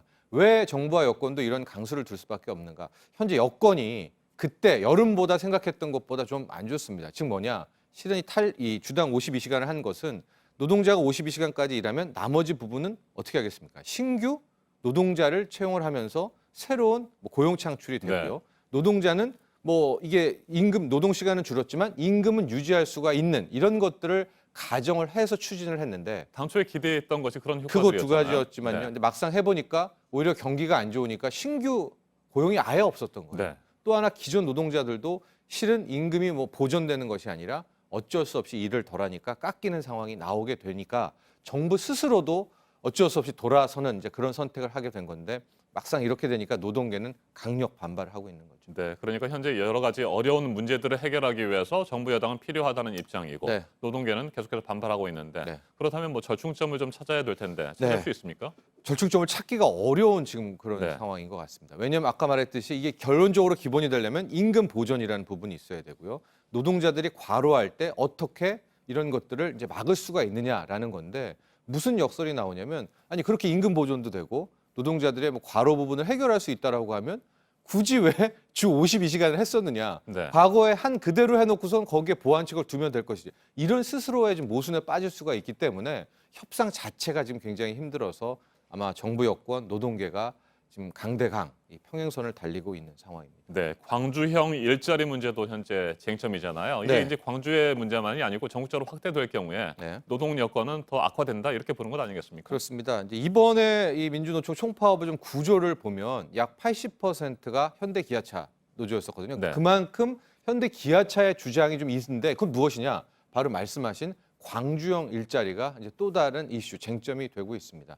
이것은 이제 현대차가 임금의 절반 정도를 보전을 하고요. 나머지 절반은 사회 임금이라고 해서 광주라는 지자체가 이렇게 저렇게 보전을 하는 거예요. 그러니까 가령 임금은 이제 현대차에서 한 3천만 원 지급을 하지만 나머지 3천만 원 어치는 광주시에서 교통을 뭐 제공한다든가 네. 숙식을 제공한다든가 뭐 이런저런 혜택을 주면서 자연스럽게 총액 기준은 6천만 원을 체감할 수 있게 하는 이제 그런 일자리를 창출한다라고 해서 이제 현대차가 공장을 지어달라 뭐 이렇게 시작을 한 건데 이거 역시도 지금 만만치가 않습니다. 왜냐하면 어떻게 그 3천만 원 외에 사회 임금이라는 것을 체감할 수 있는가라는 아주 기본적인 문제부터 그렇게 새롭게 채용된 노동자들이 있을 거 아닙니까? 네. 이 노동자들의 지위도 상당히 애매한 거예요.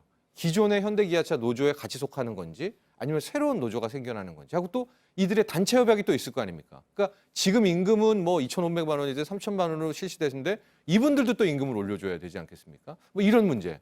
또 이게 광주형 일자리인데 뭐 대구라든가 대전도 우리도 공장 지어달라라고 할 경우에 이제 과연 기업들은 이걸 또 어떻게 대응할까 문제. 그래서 이제 노동계는 말도 안 된다라는 건데 이 역시도 정부와 광주시 입장에서는 지금 고용이 너무 안 좋기 네. 때문에 이런 양질의 일자리를 좀 만들어야 된다. 또 이런 또 하나의 쟁점에 충돌하는 부분. 네, 한 가지만 더 질문을 드리겠습니다. 네. 사회적 대화 기구인 경제사회노동위원회가 오늘 출범을 합니다. 네. 오늘 출범을 계기로 해서 정부는 내년 2월쯤에 국제노동기구 ILO 네. 이 노동기구의 중요한 협약 가운데 4가지를 그렇죠. 비준할 수 있도록 추진하겠다 이렇게 하는데 네. 이 부분이 노동자들에게 당근책이 될 수 있습니까? 그렇죠. 이제 뭐 ILO 같은 경우에 쉽게 말해 전교조 생각하시면 될 것 네. 같습니다. 법의 노조를 인정할 것인가 말 것인가. 또 하나의 이제 해직자라든가 이미 떠난 실직자의 노조 참여를 인정할 것인가 말 것인가 이런 쟁점들인데 아마 당국은 이것을 이제 인정하는 쪽으로 가되 네. 아마도 이번 경사노위에서는 탄력 근무제 확대를 좀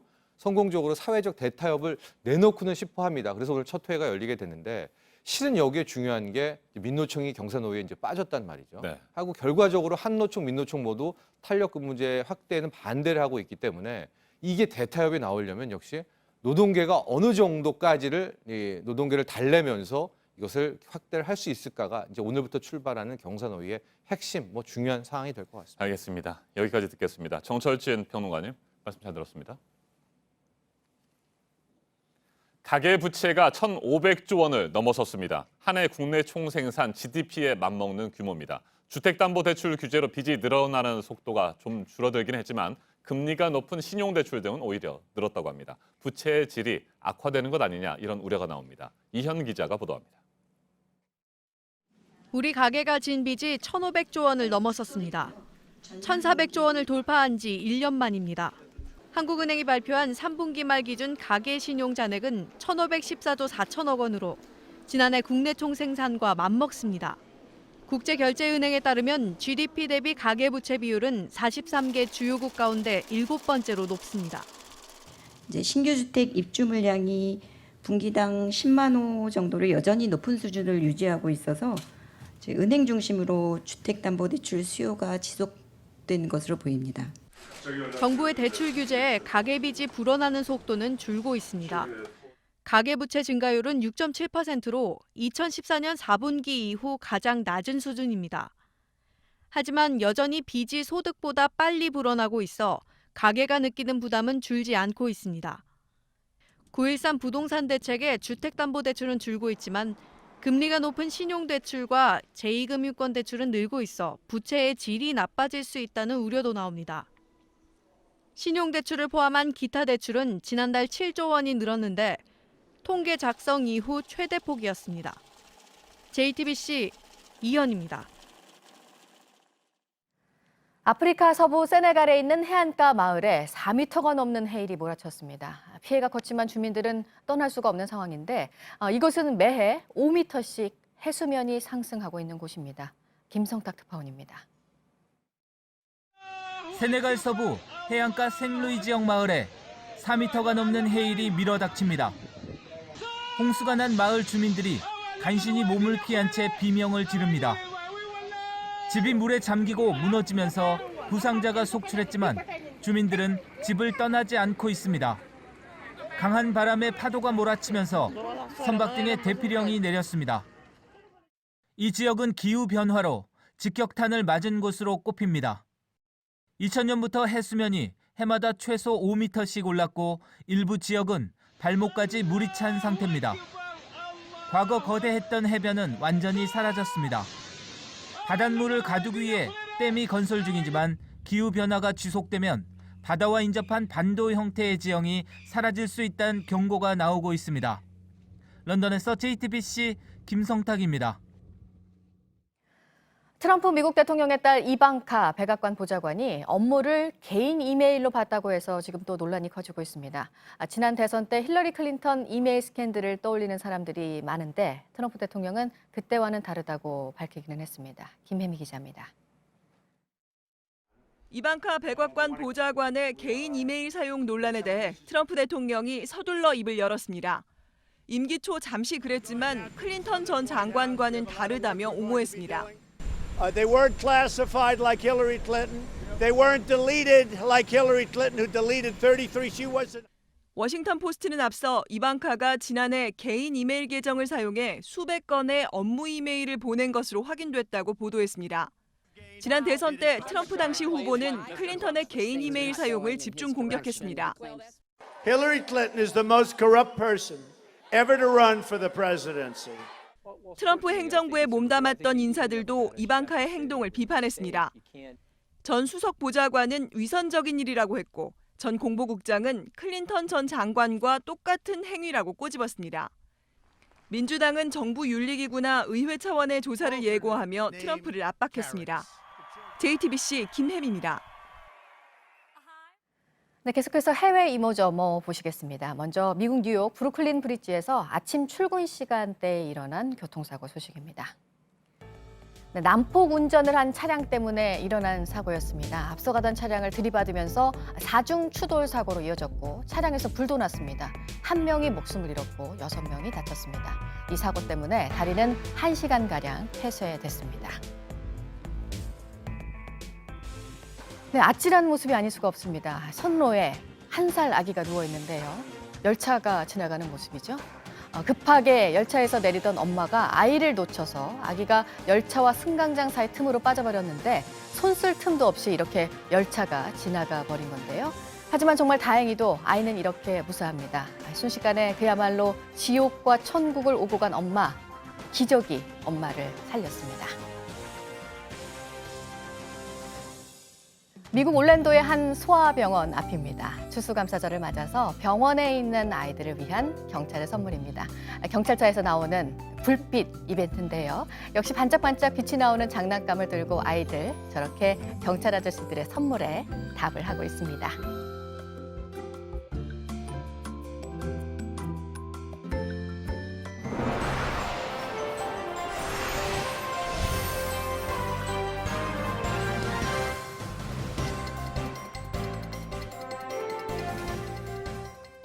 양승태 전 대법원장 시절의 판사 블랙리스트에 드라마 미스 함무라비의 원저자인 문유석 부장판사도 포함됐다고 어제 전해드렸습니다. JTBC 취재 결과 당시 법원 행정처가 소설 속 등장인물의 묘사까지 문제 삼았던 것으로 확인됐습니다. 판사 블랙리스트 대상은 이미 10명을 넘어섰습니다. 한민용 기자가 보도합니다. 우리 석 부장님께서 얼른 자기 가실 길로 좀 가셨으면 좋겠습니다. 그 평생을 법원 행정처에 계셨던 분이니까 행정처 차장 거쳐서 대법관 이후 대법원장까지. 홍 판사 지금 어딥니까? 사무실에 불 꺼졌던데. 네? 벌써 퇴근했어. 다른 방은 다 불 켜져 있는데 왜 우리 배석 판사실만 불이 꺼졌지? 드라마 속 부장판사는 성공만을 추구한다는 뜻에서 이름이 성공충입니다.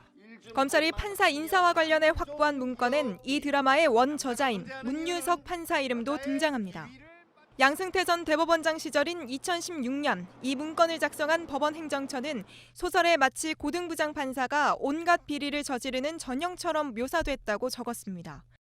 이런 묘사 때문에 사법부 신뢰에 흠집을 냈다고도 지적했습니다. 행정처의 계획대로 판사들이 인사불이익을 받은 정황도 검찰 수사로 드러나고 있습니다. 대법관 구성을 다양화하라고 주장한 수원지법 송승용 부장판사는 인사와 관련해 가장 높은 등급이었습니다. 그러나 본인이 원하던 부산 지역 대신 등급을 내려 통영으로 보낸 것으로 검찰은 파악했습니다. 검찰은 불이익 대상이 된 판사들을 불러 피해 여부에 대해 조사하고 있습니다. JTBC 한민용입니다. 양승태 전 대법원장 시절 뒷조사를 당한 판사들 가운데 차성환 사법정책연구원 판사가 사법농단에 연루된 법관들을 징계하라고 김명수 대법원장에게 요구했습니다. 차 판사는 사법농단에 연루된 판사들이 전현직을 모두 합해 93명이라며 그 근거도 제시했습니다. 김명수 대법원장은 아직까지 답이 없습니다. 정원석 기자입니다. 차성환 사법정책연구원 판사가 법원 내부 게시판에 글을 올렸습니다. 차 판사는 양승태 전 대법원장 시절 뒷조사를 당한 걸로 알려진 인물입니다. 차 판사는 언론 보도 등을 인용해 임종원 전 법원 행정처 차장의 범죄에 연루된 전현직 법관이 93명이라고 주장했습니다. 이미 징계 대상으로 분류된 13명보다 더 많은 징계가 필요하다는 겁니다. 특히 검찰 수사에 앞서 진행됐던 특별조사단의 조사 결과는 징계 대상을 줄인 측면이 크다고 주장했습니다. 이후 검찰 수사를 통해 새로 드러난 범죄 사실이 많은 만큼 추가 징계가 필요하다는 겁니다. 차 판사는 대법원장이 연루 판사들에 대해 징계 청구를 하지 않으면 직무유기에 해당한다며 김명수 대법원장의 답변을 촉구했습니다. JTBC 정원석입니다. 삼성바이오로직스 분식회계 사건과 관련해 제일모직과 삼성물산의 합병도 다시 들여다봐야 한다는 목소리가 커지고 있습니다. 의혹을 풀기 위해서는 삼성물산 장부를 확인해야 한다는 겁니다. 금융당국은 아직까지 신중한 입장이지만 감리 가능성은 열어놓았습니다. 송지혜 기자입니다.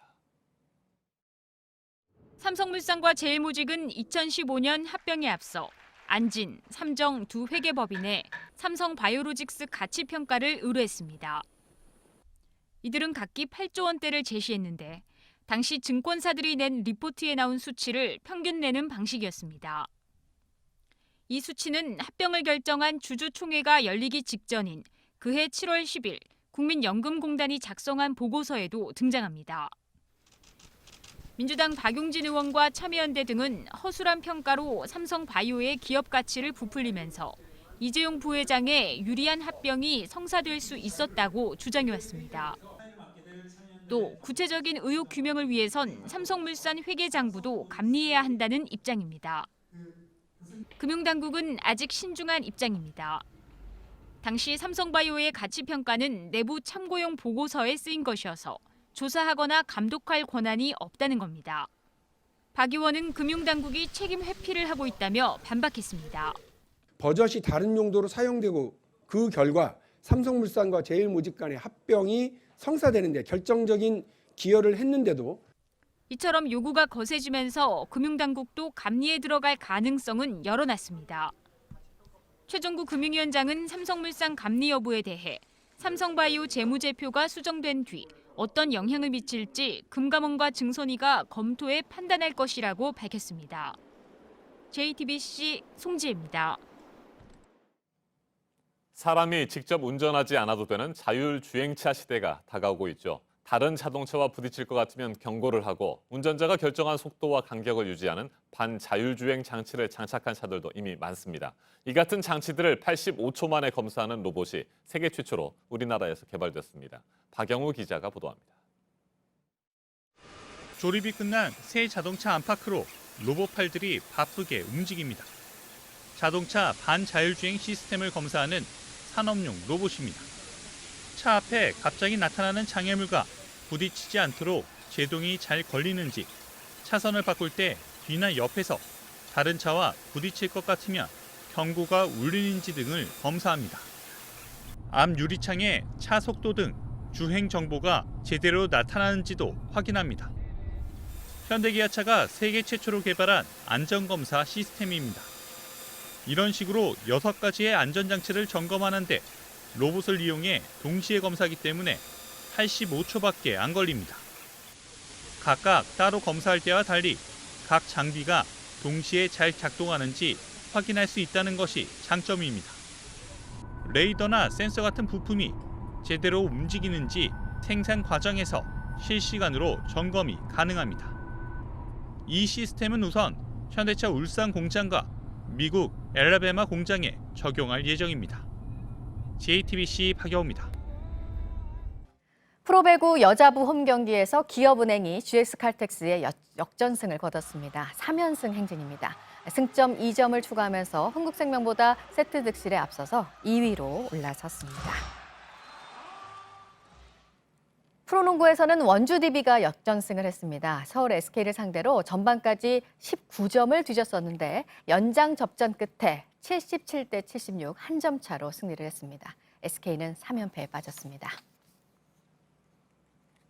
지난 11일 K리그 FC서울과 전남 드래곤즈의 경기 때 관중이 난입한 사건에 대해서 한국프로축구연맹은 홈구단 서울에 경고 조치를 내렸습니다. 홈팀의 경기장 질서 유지 의무가 미흡하다는 판단입니다. 이 밖에 서울전에서 관중에게 욕설을 하고 물병을 던진 전남의 이슬찬에게는 2경기 출장 정지 징계가 내려졌습니다.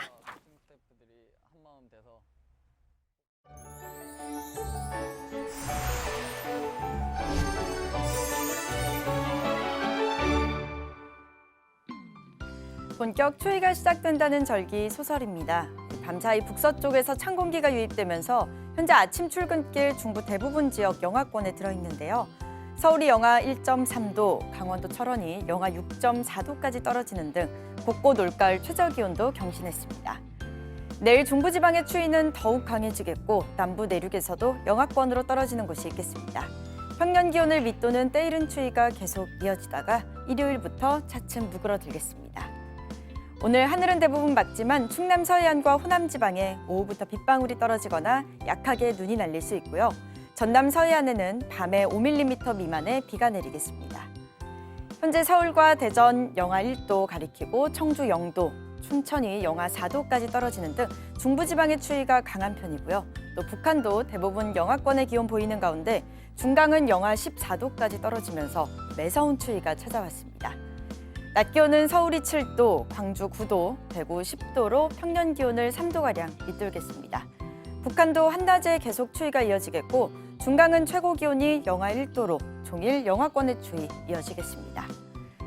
오늘과 내일 추위는 물론이고 바람도 강해서 체감온도는 더욱 낮겠습니다. 토요일에는 전국에 비와 눈 소식이 있습니다.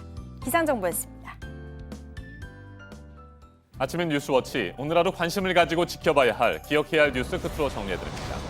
내년 봄으로 예정된 한미 독수리 훈련이 축소될 것으로 보입니다. 제임스 매티스 미 국방장관은 기자회견을 통해 북한과 미국 사이에 진행되고 있는 외교를 저해하지 않는 수준으로 한미 연합훈련을 재조정하고 있다고 말했습니다. 마이크 폼페이오 미 국무장관은 내년 초 2차 북미 정상회담 개최를 희망한다는 입장을 다시 밝혔습니다. 북한 비핵화에 대해서는 갈 길이 멀다며 비핵화 시간표는 없다고 말했습니다.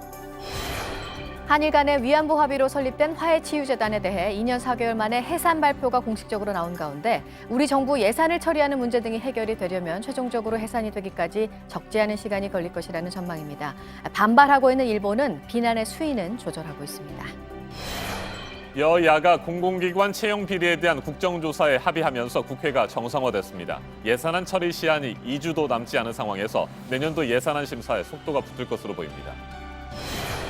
여성 신도를 상습적으로 성폭행한 혐의를 받고 있는 이재록 만민중앙교회 지도자에 대한 법원의 1심 선고가 당초 일정보다 미뤄져서 오늘 내려집니다. 검찰은 징역 20년을 구형했습니다. 이 씨는 계속해서 혐의를 부인해왔습니다. 오늘 전해드릴 소식은 여기까지입니다. 이상으로 JTBC 뉴스 아침엔 목요일 순서 모두 마치겠습니다. 건강한 하루 보내시기 바랍니다. 고맙습니다.